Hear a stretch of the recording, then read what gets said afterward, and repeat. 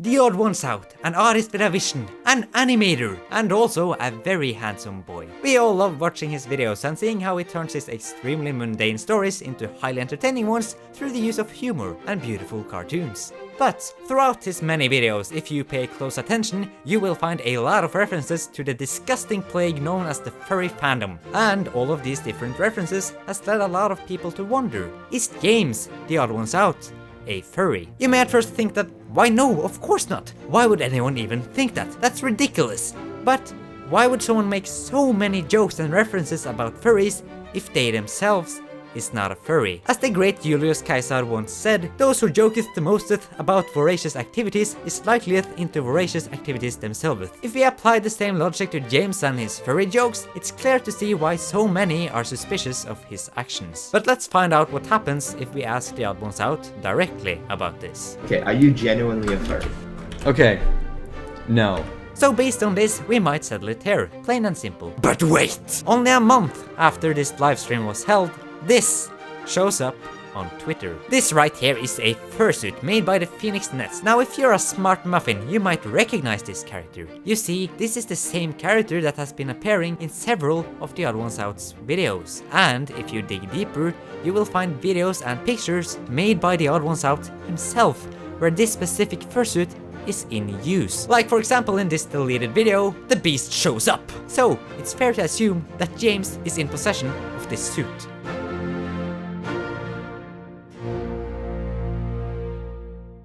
Now, why would he do this only a month after explicitly stating that he is in fact not a furry? And that's not the only thing fishy here. Listen to what he says in the stream itself, right after having claimed he is not a furry. But there is a lot of like furry art that they have like really expressive animals and stuff. And so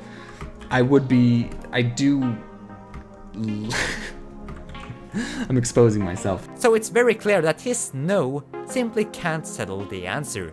Besides, this was back in 2017. Who knows what might have happened since then? To go back to the suit again. According to a tweet by Adler the Eagle, it's his character Chip, and it's a dog, which again confirms that the suit is likely his own. But I hear what you might say, why should we trust this tweet? Who is Adler the Eagle? Why are we supposed to believe him? Well, you see, back in November 2018, TheOdd1sOut was featured in one of Adler the Eagle's videos. You can see James, or rather, Chip, in this clip right here. Hey Brian 2, I'm headed to the store. Do you want to tag along with? Yeah, I need to get me another bag of them blue chips. Blue chips? Yeah, like those triangular ones with a good dust. Dust? Do you mean Doritos? Nah, it's like a blue bag of triangle chips. You mean Doritos, Brian 2. Get in the car. So what was this all about, James? Did this happen because you're a genuinely nice guy and just wants to help out a fellow creator? Or did you do it because you desperately want to express your persona self? Also, did you know that if you search for the word furry on TheOdd1sOut's YouTube channel, 82 of his videos will show up? To compare, if you search for something like widow, you only get 1 result. Or something as generic as black, and you only get 32 results. What does this all mean, James? Maybe YouTube knows something that we don't. He also shows exquisite skills in terrible animal puns. Cats improve our lives every day. Either you're a dog person or a cat person. We were feline pretty good. That's the perfect amount of cats if you ask me. Sorry, that part got a little personal.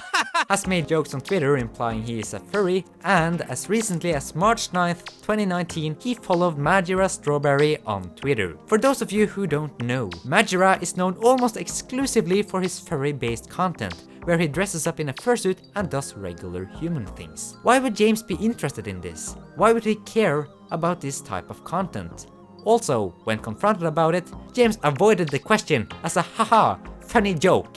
Well, yes, it was quite funny, James. But you see, Majira Strawberry is not the only furry that James follows. He also follows Adler the Eagle, Chipflake, Deadly Comics, and ZillionRoss. He has also shown great knowledge about furries and given way too many furry jokes within his videos. And this has been going on for a long time. If we take a look at his comics, it seems like he already 5 years ago referenced furries into his work. What does this all mean? Is James hiding his furry self from us, not wanting to take the step out there and explain that yes, he is the greatest furry of them all? Maybe he's trapped within a chamber of guilt and remorse. Or maybe these are just jokes?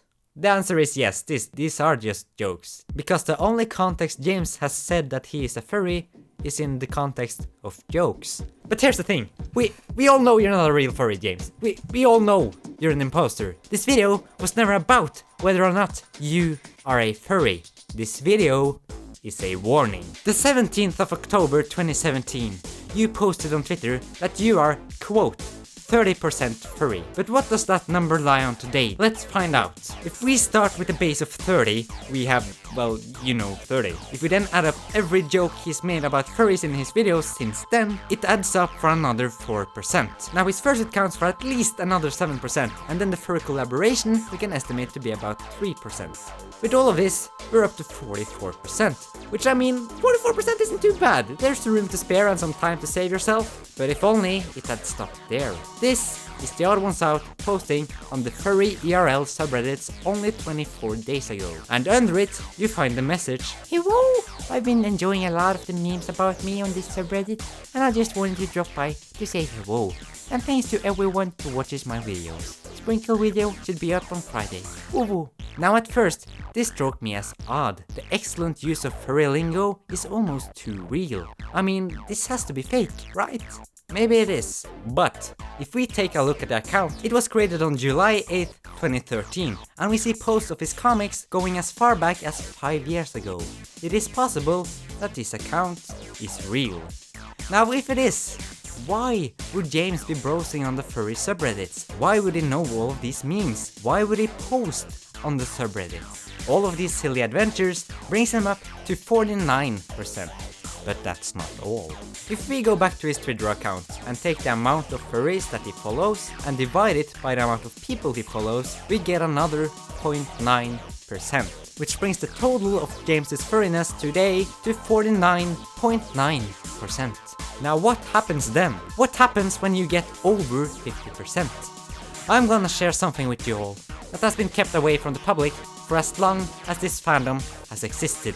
We have all kept it a secret, but it's time to reveal the truth. The moment you step over that line, a beast from the hellscapes will appear in front of you and seal you into a pact which you cannot escape. It will drag you further and further down until you're screaming for help, trying to claw your way back out.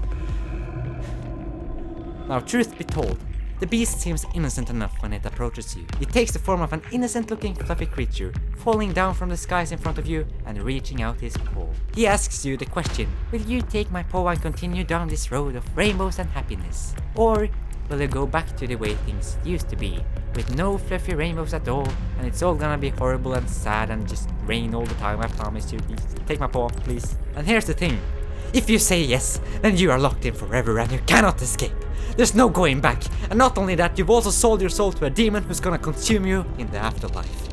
Ask any furry in the comment section and they can verify this for you. This is how we all ended up like this. We're all stuck here, James, with no chance of escape. And that's why I'm making this video for you. You're so close to destruction and you don't even realize it. When the beast confronts you, say no. Say no. Run away, James. Run away before it's too late. Also, I'm gonna be punished harshly for this warning, so you f***ing owe me one, James. I'm getting so fluffy and high, woo! I've been losing brain cells, I just wanna feel well. I've been losing brain cells, I just wanna feel well. This is my type of drug. I know I